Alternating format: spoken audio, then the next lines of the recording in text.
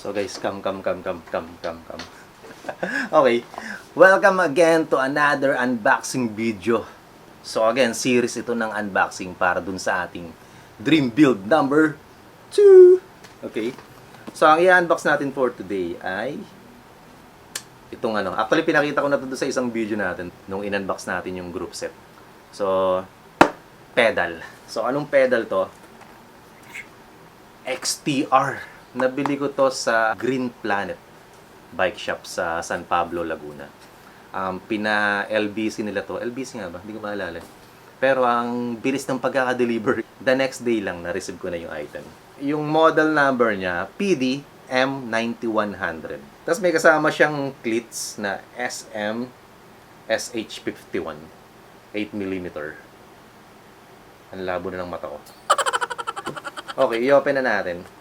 Ang ganda ng box niya. Akala ko nung una, parang puro gasgas. Hindi pala. Design pala ng box yun. Naka-plastic pa siya sa loob. First time kong gagamit ng MTB na pedal. Amoy grasa. Actually, unang hawak mo pa lang, alam mo ng siya.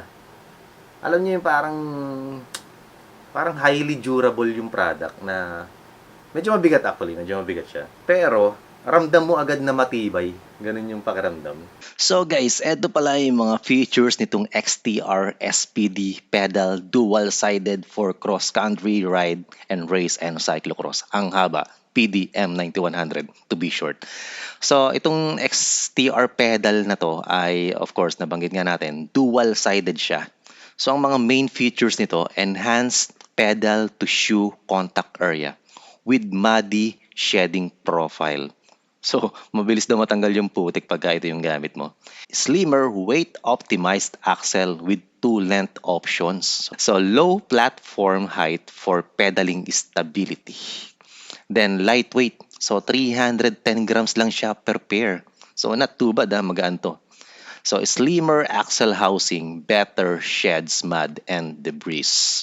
So, ito yung maganda rito kasi pagka medyo maputik yung terrain, yung gravel na ruta, so malaki chance na kakapitan to ng putik. Especially kung may mga chance na maglalakad tayo habang tinatahak natin yung maputik na landas. Papasukin ng putik yung sapatos and then eventually malilipat sa pedal. So kung may mga ganitong features na better sheds mud and debris, so maganda to, di ba?